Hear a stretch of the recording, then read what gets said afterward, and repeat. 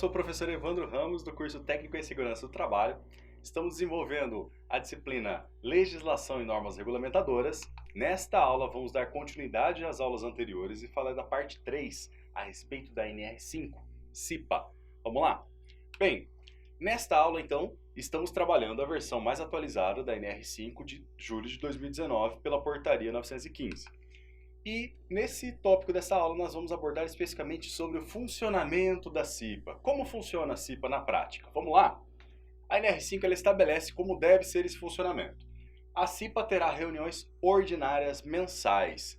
Ordinária significa ter um cronograma já específico com data, horário e local. Tá claro? Então, mensalmente a CIPA irá se reunir. Tudo bem? Ok? De acordo então com esse calendário que ela estabeleceu.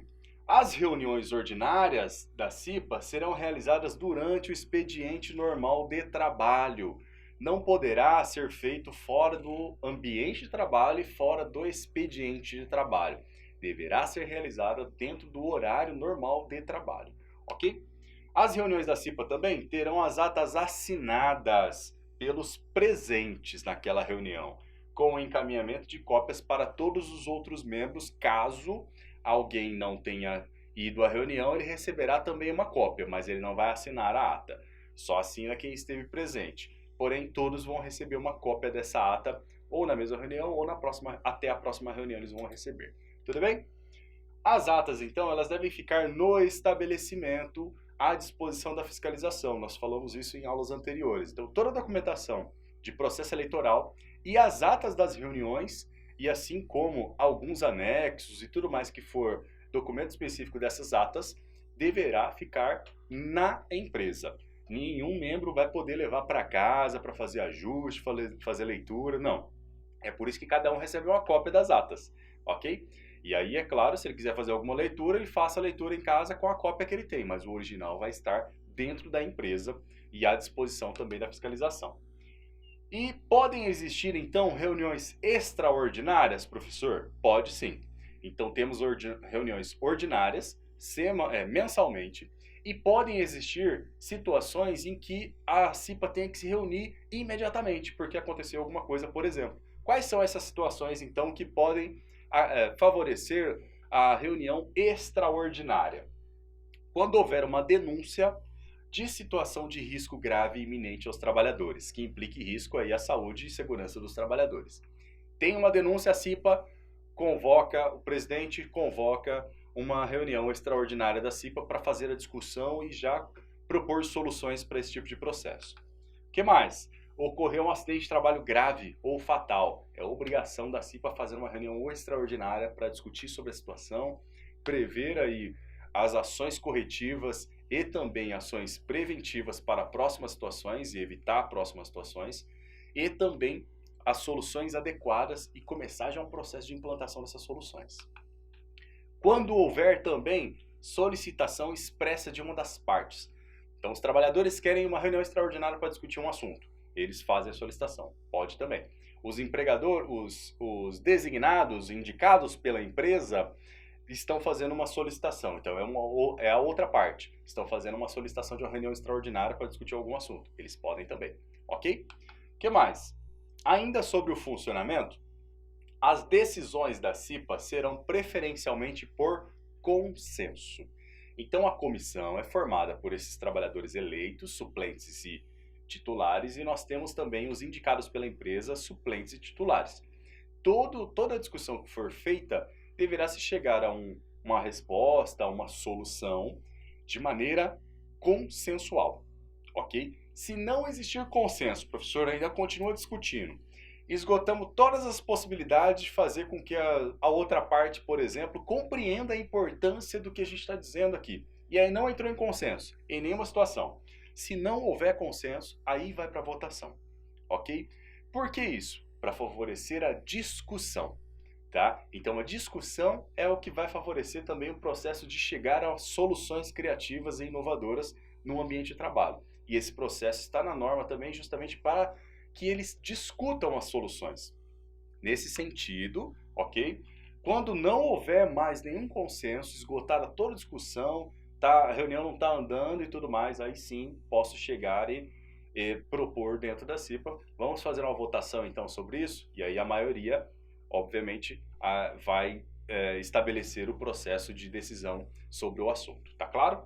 Vamos lá. E tudo isso vai estar registrado na ata. O membro titular, ele perderá o mandato. Olha atenção bastante isso. O membro titular, ele pode perder o mandato, sendo substituído por um suplente, quando faltar a mais de 4 reuniões ordinárias sem nenhuma justificativa. Faltou 4 reuniões ordinárias sem nenhuma justificativa. Ele pode ser literalmente aí perder o mandato. Ele vai perder o mandato, tá? Não vai existir nenhum processo de investigação, não, ele perde o mandato e acabou. Faltou, não tem justificativa, perdeu o mandato.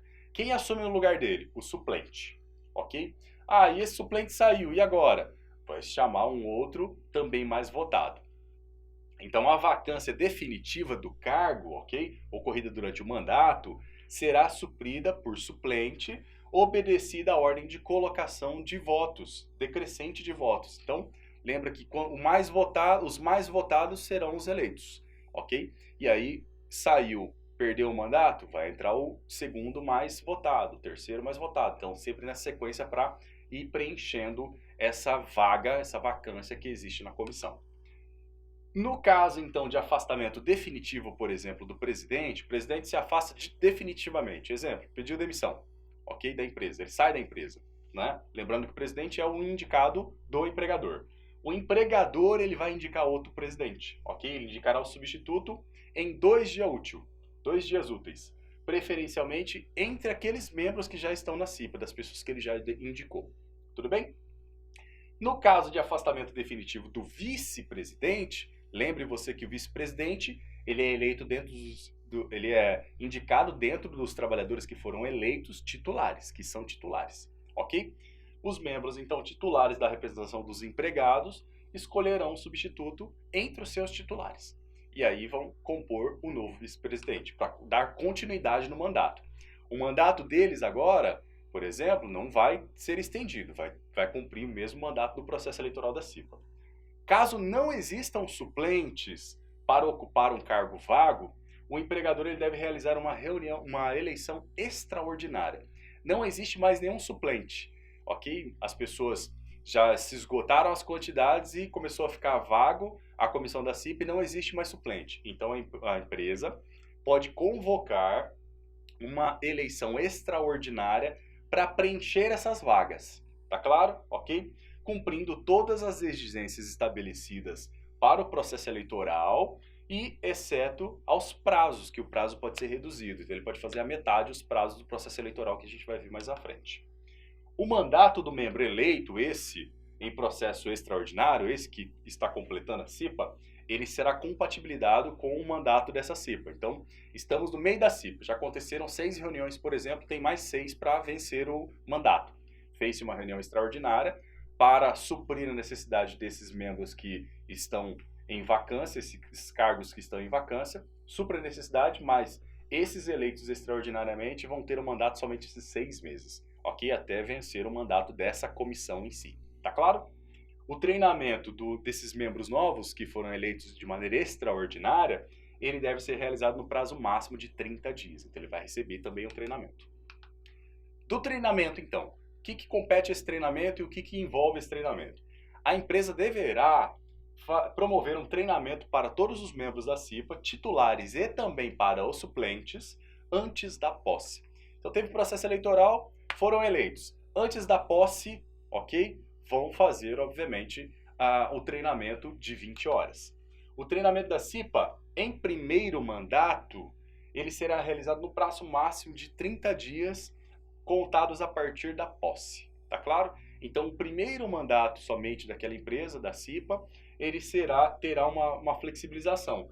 O primeiro mandato será realizado no prazo máximo de 30 dias a partir da data da posse. As empresas que não se enquadrarem no quadro 1 de dimensionamento, elas vão designar, lembra você? Então elas vão promover anualmente um treinamento para esse designado também. O mesmo carga horária e tudo mais, não muda nada, somente o processo de dimensionamento que é diferente. O treinamento da CIPA, então, ela deverá conter no mínimo, ok? Os seguintes itens: estudo do ambiente, das condições de trabalho, bem como os riscos originados do processo produtivo, metodologia de investigação e análise de acidentes do trabalho e doenças do trabalho, noções sobre acidentes e doenças do trabalho, decorrentes da exposição de riscos existentes naquele ambiente de trabalho, noções sobre HIV e AIDS e medidas de prevenção, noções também sobre a legislação trabalhista e previdenciária relativas à segurança e saúde do trabalho. Nesse sentido, então, todo esse processo de treinamento da CIPA, ele é importantíssimo para formar aquele trabalhador da comissão para atuar de maneira preventiva na CIPA, como falamos nas aulas anteriores. O treinamento ele terá uma carga horária de 20 horas, como já falamos, distribuída em no máximo 8 horas diárias, ok? Nesse sentido também, o treinamento deve ser realizado durante o expediente de trabalho daquele trabalhador. A CIPA ela será ouvida sobre o treinamento realizado também, inclusive quanto à entidade profissional ou até mesmo alguma empresa que ministrará esse treinamento, constando aí sua manifestação em ata também, cabendo à empresa escolher a entidade ou o profissional. Então a empresa ela pode escolher, é do SESMIT que vai dar o treinamento, ela pode contratar uma empresa externa para dar esse treinamento, um profissional externo para dar esse treinamento. Nesse sentido, então, terminamos agora a terceira parte sobre NR5, CIPA. Espero que você tenha compreendido esse processo bastante importante sobre o mandato. Aguardo você na parte 4 para a gente dar continuidade a esse assunto importante que é a Comissão Interna de Prevenção de Acidentes. Obrigado pela sua atenção, até a próxima aula.